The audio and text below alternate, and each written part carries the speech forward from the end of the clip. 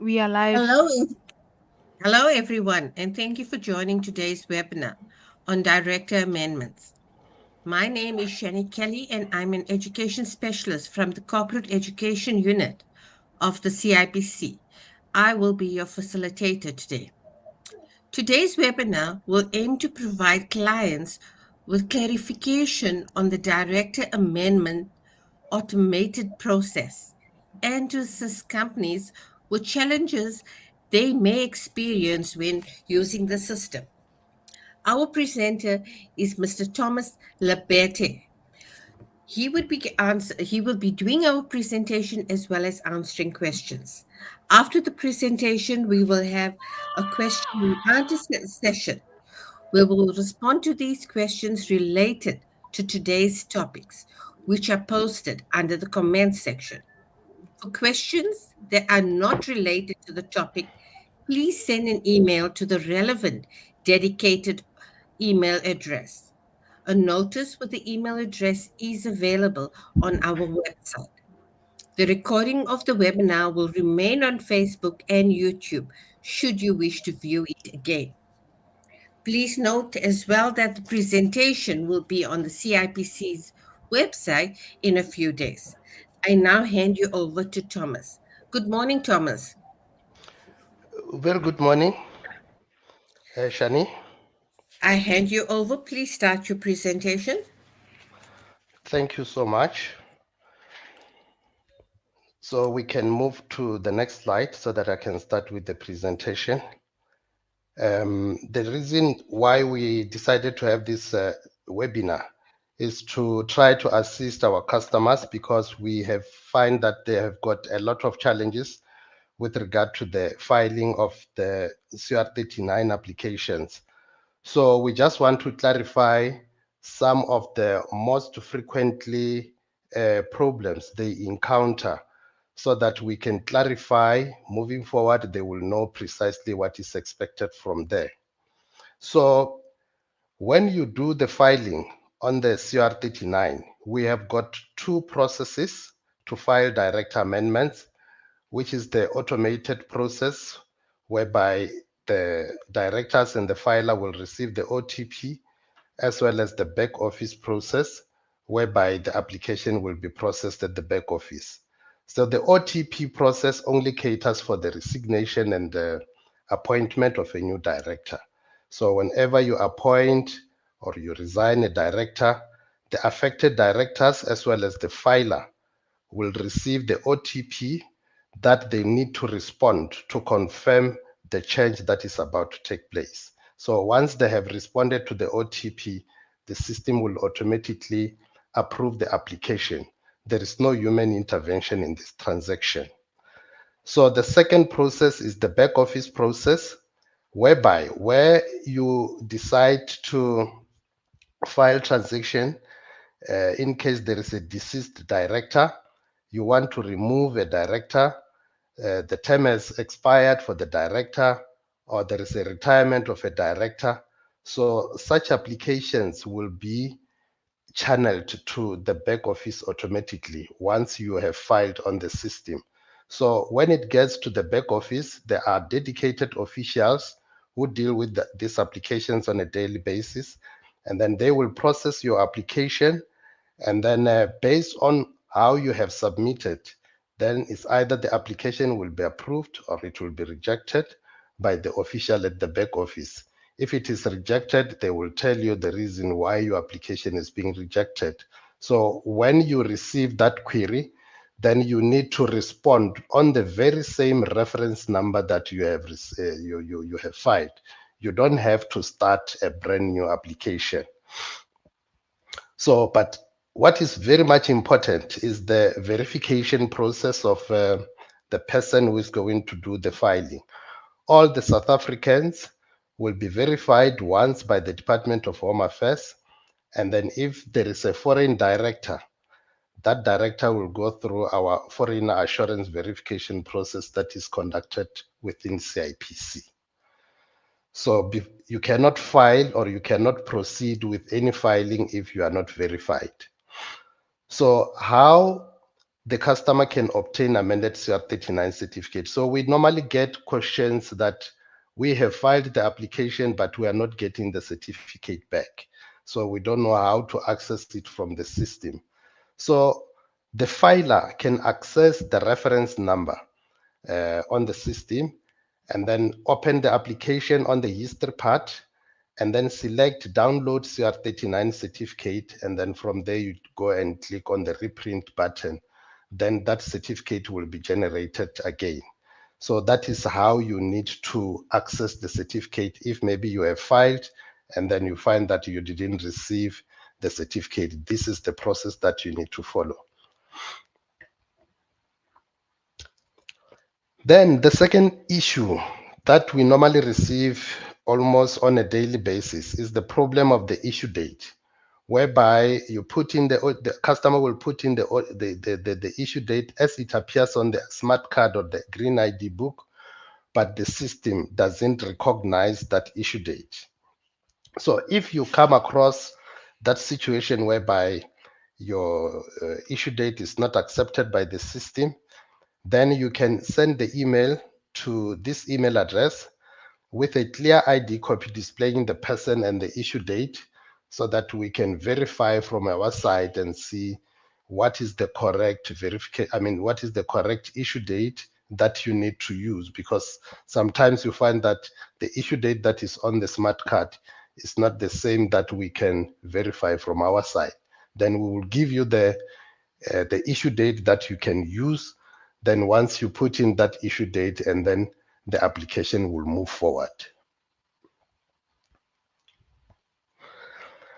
And then now people also want to find how to appoint and resign a director. So this is the process that you need to follow. We have got the step-by-step guide on our website that you can follow in order to do the filing. But here, the filer must have the customer code and the password in order to file director amendments. And then once you are on the website, you will see there is a transact button on top of your screen. And then you need to click there. And then from there, you will go and select the more services button at the bottom of the screen. And then after that, you need to follow the steps as requested up until the end of the process. So once you have finalized your filing, the proposed change document will be sent to all directors, the filer notifying them of the change that is about to happen. So you don't need to respond on that proposed change. This is just a notification to tell you that this is something that is going to happen. So the OTP will be sent to the new director as well as the new director as well as the newly appointed director as well as the outgoing director. So once you receive the OTP, you will see there is a link on the email whereby you need to go and click, and then you will follow the process there, how to upload the OTP. So the OTP, all the OTPs need to be responded to. The one for the filer, as well as the new director and the resigning director, they must all respond to the OTP. So after you have responded to the OTP, the application will now be automatically approved and the new certificate will be generated. So if you fail to respond to that OTP, then it will come to a situation whereby it will expire after a certain number of hours that has been allocated, but we will get to that one when we move forward on the next slide. So the OTPs here, they are expected to expire after 96 hours, which means that if you don't respond after 96 hours, then the OTP will expire, and then that transaction will no longer be able to be processed. Then it will become null and void. Then you will have now to file the brand new application and get the new OTP. And then once you respond to the OTP, is then that the application will move forward. So if you find that the OTP has expired within after you have filed the application, and then there is a situation whereby the OTP shows that it has expired, whereas 96 hours has not lapsed. So if you come across that situation whereby the system shows that the OTP has expired after you have just finalized the application, then you can send the email to this email address so that we can escalate it with the IT, and then they will update the application, and then you can now proceed with the filing under that very using the same OTP that was sent to you earlier on. So the contact details updated, but the OTP still go to the old contact. So here we find a lot of people complaining that we have updated the contact detail, but the OTP still goes to the old number. Once the contact details are correctly updated, the OTP will go to that contact number. There is no way out. So you need to follow the step-by-step guide until the end of the process, whereby you will be required to confirm that the contact details are changed. Because if you don't receive the OTP when you do the change of contact details, it means that you didn't follow the correct step. Then the contact details will not be updated. Because I think the mistake that normally committed by the customers, people will go and update the the contact number on the profile, and then expect that the OTP will be sent to the number that they have changed on the profile. So these are the two different processes. The profile part is something else, and the director amendment update is something else. So on the director amendment, you will get the OTP to confirm that you have changed the contact details. If you don't get that OTP, it means that you didn't do it correctly. So the contact details will not be changed. So you need to get the OTP, and then after that, that will be the confirmation that the contact details have been updated. So the only the affected director can update his contact details, which means that one cannot log in into CIPC website, go and update the contact details of the next person. The system will not allow you. So once you have logged in, the system will only allow you to go and update your contact details. When you try to update the contact details of the next person, then it will be grayed out. It won't allow you to do that. So we did this so that we can avoid the hijacking of companies.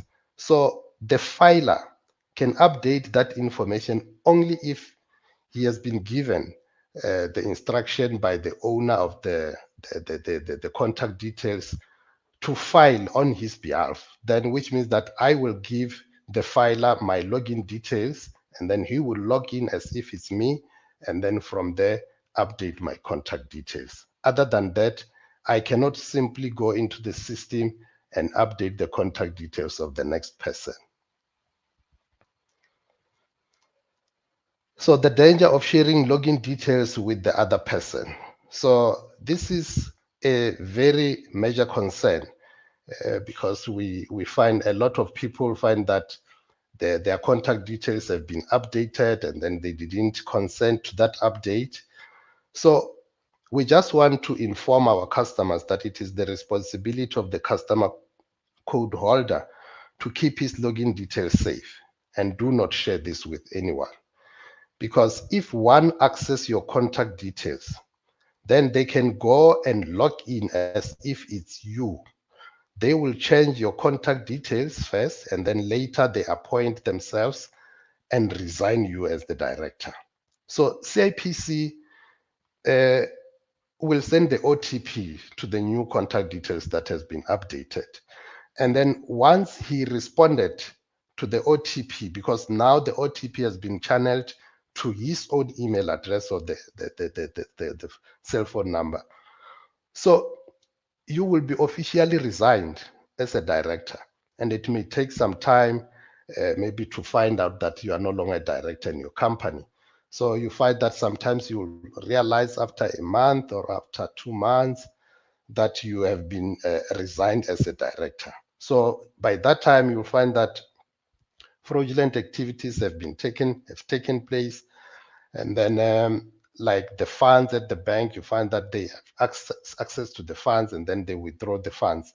So it is very much important to ensure that your customer code and the password are kept safe so that no one can access and use them to do unauthorized filing in your company.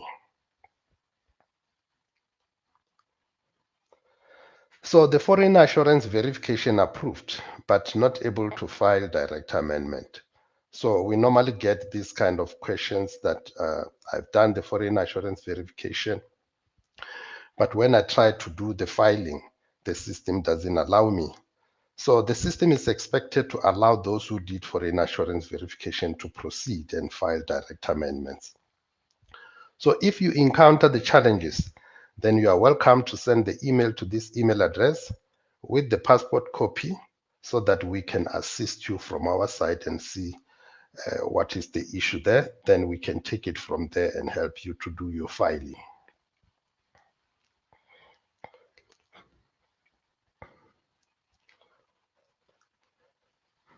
So we also have customers struggling to correct information in case the mistake is committed. Yeah, in this case, in terms of correction, the only thing that we can correct on our side is the format of the ID if it was typed incorrectly, meaning that the format of the ID is not the South African standard. For example, you find the ID ends with 000 at the end, or maybe you have captured wrong ID number under the wrong person. So that one we can be able to correct from CIP side, but we cannot say we will correct the ID where you have captured the wrong ID copy. So that one you will have to use the step-by-step guide whereby you will have to go and update the new ID number or using that step-by-step guide. So on the website, that functionality is there. You can access it, and then you can be able to change the ID number. So customers not able to add second name of the director on the system. So we normally have this kind of queries whereby the company has been registered, and then they find that now the director appear with only one name, and then when they go to the bank, and then they have got some challenges because they need all the names to appear on the document as well. So we have got the step-by-step guide whereby you can go into the system. The step-by-step guide is this one: update name and surname of South African ID holder, so that you can be able to include the second name. But the catch up here is that you are not going to type in anything. What you need to do when you got to this step 11 on the guideline, then you will see this button, DHA full name update. Then you need to click on that button. Once you click there, you may proceed with the rest of the filing. Remember, here is the filing. There will be no change automatically. You are still doing the filing, then you will need to proceed with the filing up until the end. And then once you have received and responded to the OTP, then the certificate will be generated. Now it will come with additional name that was missing because this is the record from the DHA. So by clicking on the DHA full name update button, the Home Affairs will provide the record as they have on their side. And then once the application is approved, and then the name that was missing will now appear on the certificate. So the process to amend appointment date. So this is a problematic situation whereby you will remember that when the person is appointed, the company will take the resolution that we are appointing this director on this date. But when they do the filing, you find that they capture the wrong date that is not similar to the one on the resolution. So that becomes a problem because the resolution has been taken, and then now they are coming back and say the appointment date is wrong. So in this regard, so the customer will have to file the CR 168 asking CIPC to cancel that transaction at all. And then once they have canceled the transaction, they can file a brand new one now with the correct appointment date. I think it needs to be very much clear here because the application will be reversed in total, which means that anything that was done under that reference number will have to be reversed. And then you will start a brand new transaction whereby now you are going to use the correct appointment date for that director.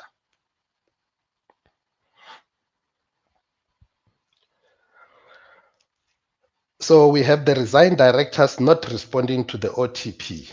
So we also have a lot of challenge with regard to this concern because the director resigned, but the company is not getting the OTP from that person. So in this situation where the director has resigned but is not responding to the OTP, the company may file an application to remove him as a director, not to resign, to remove him as a director.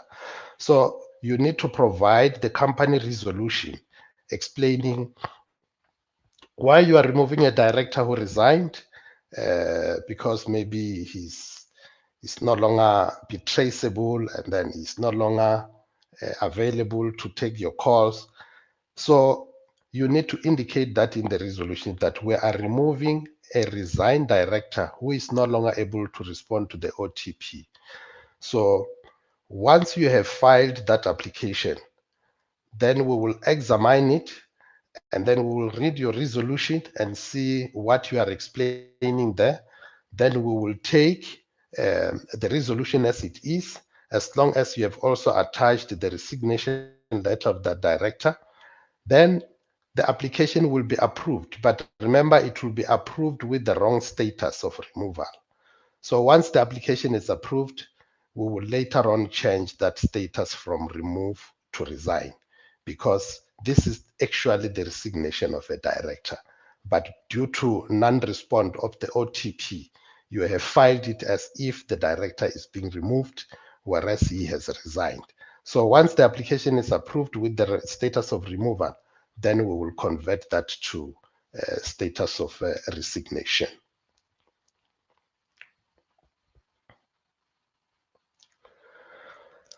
So people also want to know how to cancel the transaction that is in process due to error made. Yeah, the company can provide resolution stating the reason for canceling the application. Once we receive that cancellation letter, the application will be terminated at the back office so that the company can be able to file the new transaction.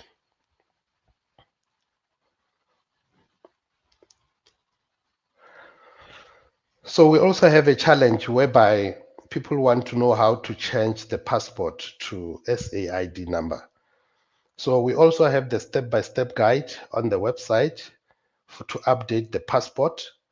So if you remember, when you do the filing, if you go and indicate that you are using South African ID, then you can change to the passport, and vice versa.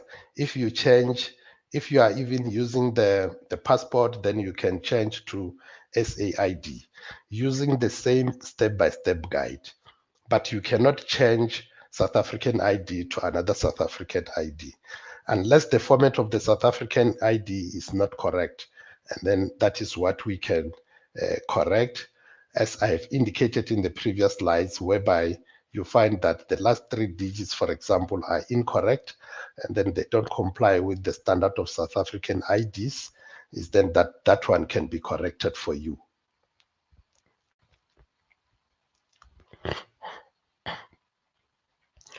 So the company, find that the company that you want to make amendments on, it doesn't appear on the screen. You have filed your application, and then when you get to associated company information, you find that the company that you need to do amendment on doesn't appear.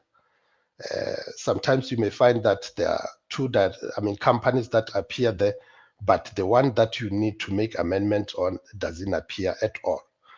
Then what you need to do, you need to go and click on the continue button on the very same screen. You just click continue.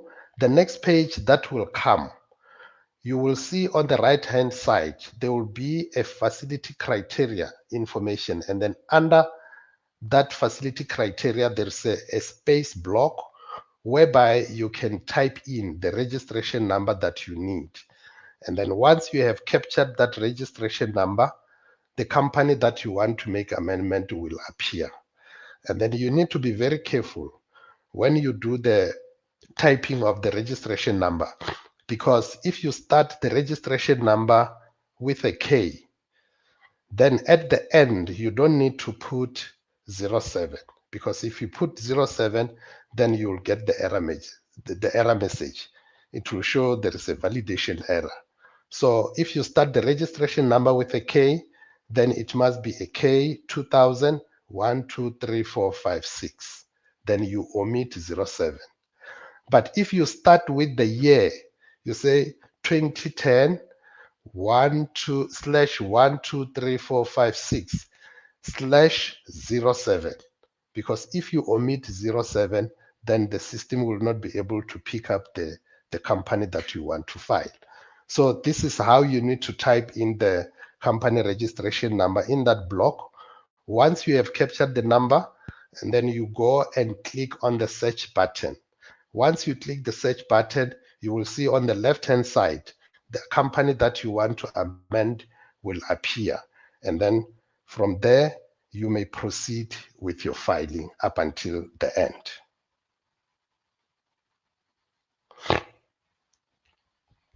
That's the end of my presentation.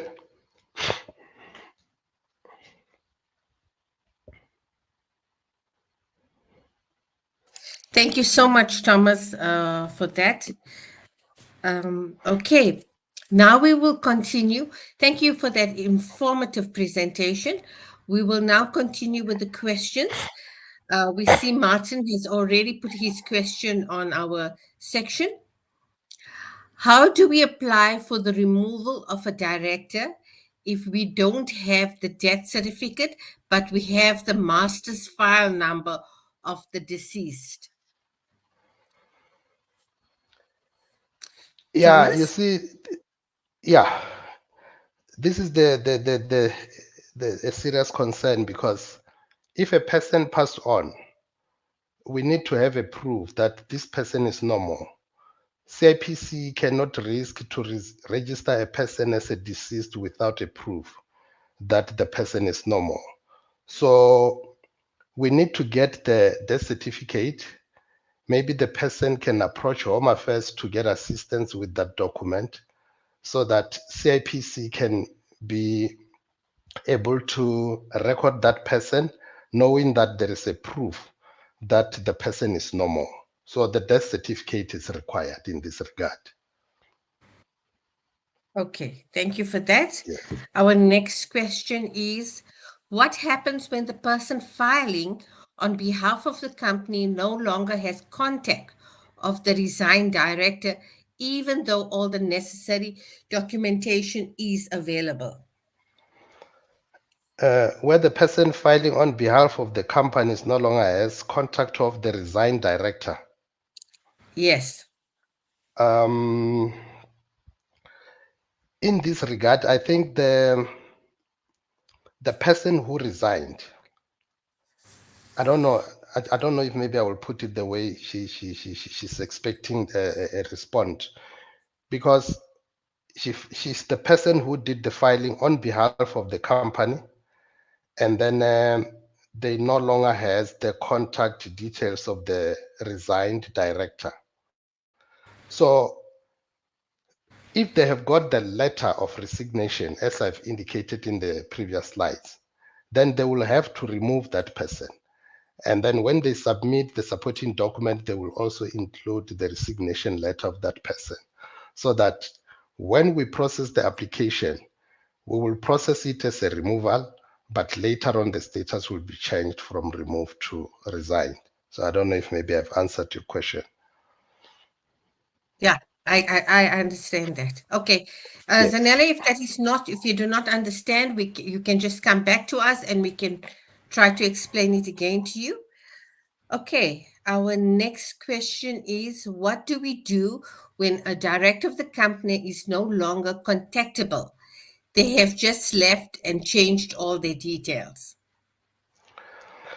Yeah, in this case, there is no way that these directors will resign.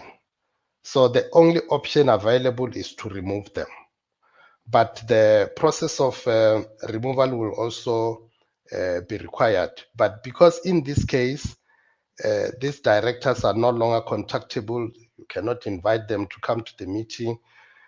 To remove them maybe under Section 71 requirement, then we will need a company resolution explaining the reason why they want to remove these people, because they cannot hold the company to a ransom whereby the company is no longer able to trade due to unavailability of these directors. So the directors will have to be removed, but the company needs to provide the resolution explaining the reason why they have decided to remove this director, so that even in future when they come back, because it might happen that a person may come back and said, no, who removed me? So we will have the company resolution that will protect us to say, you have been removed because the company tried to get hold of you to no avail. So they finally took the resolution as a company to remove you as a director for the progress of the company.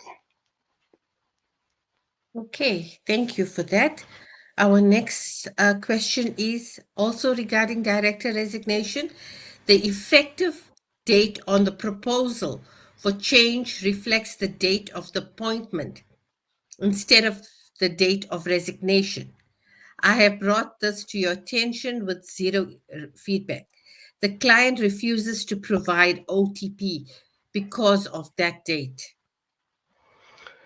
The director resignation, the effective date on the proposal for change reflects the date of appointment.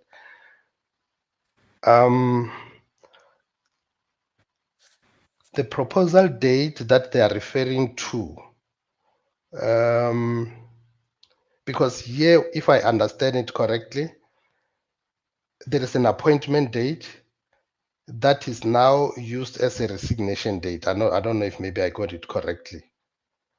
The effective date on the proposal for change reflects the date of appointment instead of the date of resignation.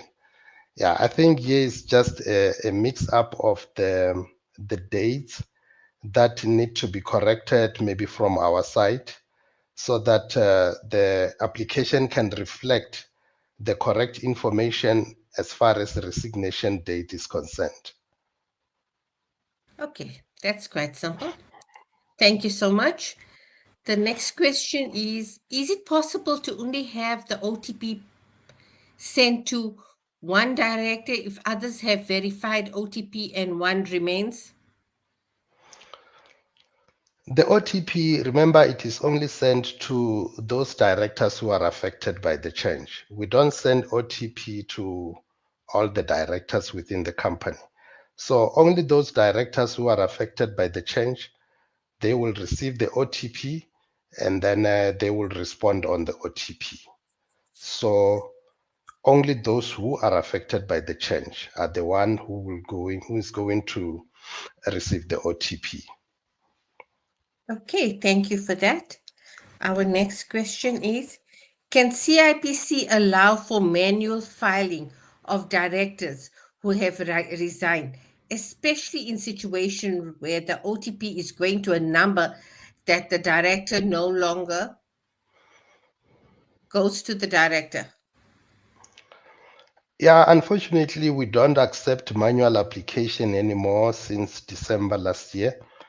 If a person has resigned, as I've already indicated in the previous slides, if a person has resigned and then now they are not able to get hold of that person to respond to the OTP, what they need to do is to file direct amendment to remove that person. So once, remember, they need to also indicate in the company resolution why they are removing the resigned director. So they will give their reasons why they are removing this resigned director. Maybe it's because he won't be able to respond to the OTP. Then they also need to submit the resignation letter of that person to prove that he did resign. And then once we receive the application, it will go to the back office whereby it will be processed, approved. And then once it is approved, because it will be approved with the removal status, so that status will be changed from removal to resignation. Thank you, Thomas, for that. I followed the step-by-step guide and I am still not succeeding in changing the contact details. I have raised this concern with CIPC. If you have correctly followed the step-by-step guide to update the contact details, at the end of the process, you will receive the OTP that you need to respond to confirm the change of contact details. If you don't respond to the OTP, then the update of contact details will not be affected. Or sometimes you find that a person, as I've indicated before, that the person will update the contact details on the profile, which is a separate process to the director amendments. But if you have done update of contact details on the director amendment portal, then and received the OTP and responded to the OTP, there is no way that the update of contact details will be affected. It will be affected, and then the OTP will go through to that contact number that have been updated. Okay, thank you for that answer. Can I make a small correction? There is no OTP on the contact detail update. So contact details, you'll just get a notification. If you followed the step-by-step correctly, you'll get a notification on the new email address as well as on the old email address with a reference number. That will be an indication that the contact details have been updated. So if you received the reference number and the message that the contact details have been updated successfully, but they are still not updated, you need to call our call center or Thomas, and then we can assist. But there's no OTP in that process. Thank you. Thank you for that. Thank you. Okay, the next question that we have is, if I have all the required documents, including the signed mandate, why am I not allowed to change the contact details of the director who gave me the mandate? Tebo, I don't know if maybe you can take this one as well. No, this one is a business question. So the contact details can only be changed by the impacted director. I think you have answered that question. We are trying to ensure that companies are not hijacked. So the director that is impacted is the one that must have a customer profile. If they don't, they need to register a customer profile and then change their own contact details. Thank you. Thank you for that. Our next question is for Melissa Fourie.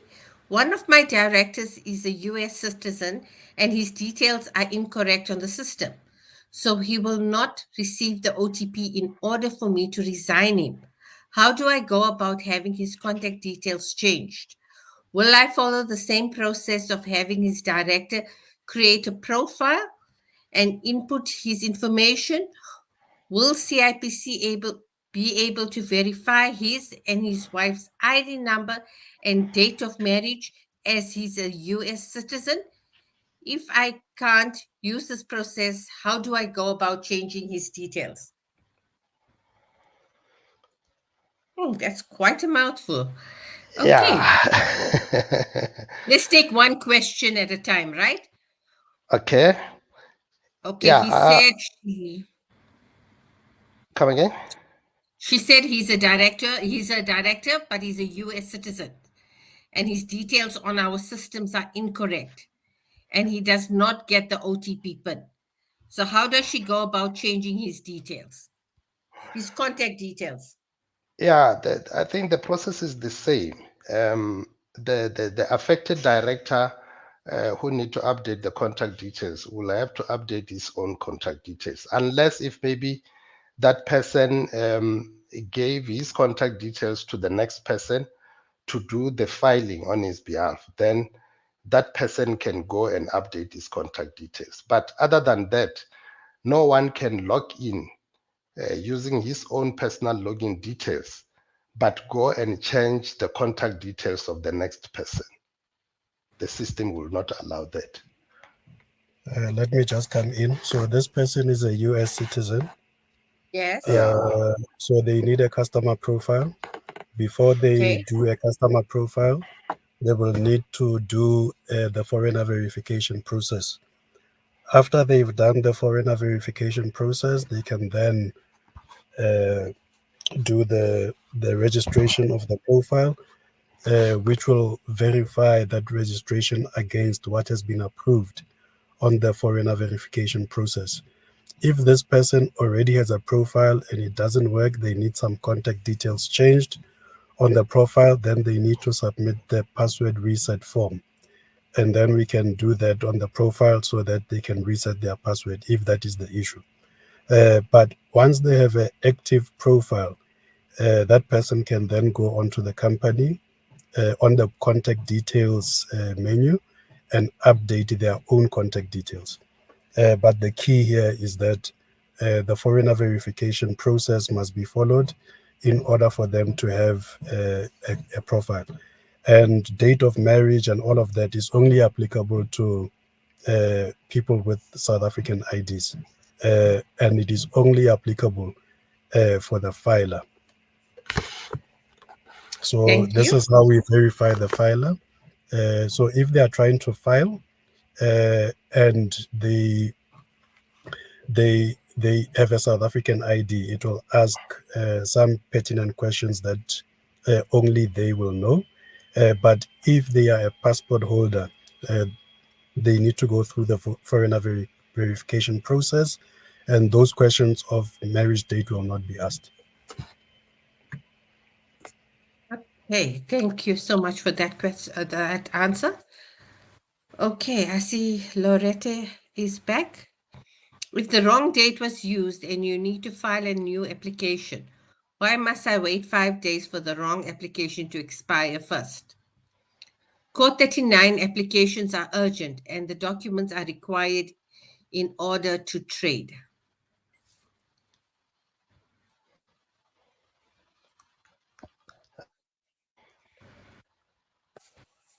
Thomas, are you taking that Remember question? when you do the filing. Yeah, remember when you do the filing, there is a the turnaround time for the OTP. So once you have filed the application and then you find that you have put in the wrong information, then it becomes a problem. But you will need to wait for that period so that you can be able to file the new one. Because if you can try to file the new application, and then the system will show you that there is still a pending application in progress. So, which means that you cannot do another filing before that one can be sorted out. So that is how the system has been built. Then you'll have to wait, and then after that period has expired, is then that you can be able to file the new application. Thank you, Thomas. Our next question. Who do we send the application for the removal of director who is not responding to OTP? And there are resolutions confirming the resignation? Who do we send the application for the removal of a director who is not responding to OTP and the resolutions confirming the resignation? The application, when you do the filing, and then you indicate removal as the status of the director. So the system automatically will channel that application to the back office. So which means that we are not going to use the OTP to finalize the application. So the application will go to the back office to be processed. So, but before it goes there, the filer of that application must respond to the OTP sent to him. And then once the OTP is responded, and then the OTP, I mean, the application will go into the processing queue of the back office. Because the guy who is not responding, there is nothing that we can do if he's not responding. But remember, if he is now being removed, then the application will have to go to the back office for processing, and then together with the resolution that states why they are removing a resigned director. Okay, the next question. Status changes from removal to resignation is not an automated process. Is this something that can be rolled out in future? Removing the requirements for filters to apply to disclosure unit to update the status from removed to resigned. I think she just wants to make some changes on our system with regard to the status of each director. Am I correct in understanding that? Yes, once you've started an application, it goes to the back office, and then the back office rejects that application. That application will be awaiting rework, meaning the back office has requested for rework, and therefore after it has been reworked, it will still go back to the back office for conclusion. So it will not be a OTP process for a reworked application. It will still go to the back office.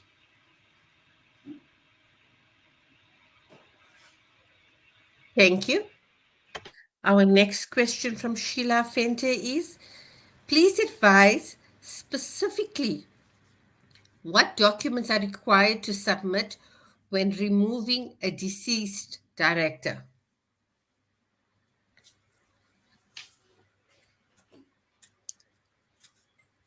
She wants to know the documents that are required that she needs to upload if she's removing a deceased director.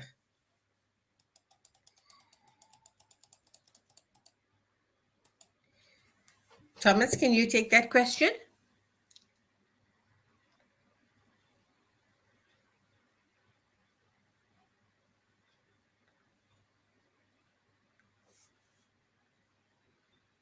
Okay, I think there seems to be a problem on getting hold of Thomas. Tebogo. Okay, let's try this question. Does the system recognize foreign contact numbers in case the director is a foreigner?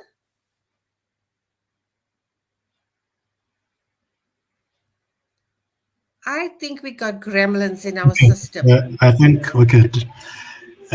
Yes, we do send SMSs to international numbers, but there are some jurisdictions, for example, that do not, like Dubai, for example, is one of them, where they do not accept SMSs from our bulk service provider. But yes, you can use your international number. In majority of the jurisdictions, you will get the SMS. Okay, thank you for that. Our next question. I think we're almost at the end. Okay. If outgoing directors have resigned but have not signed resignation letter, they left the business on good terms and are not contactable to retrieve OTPs, Will a back office application be processed successfully if the active director provides an affidavit? No.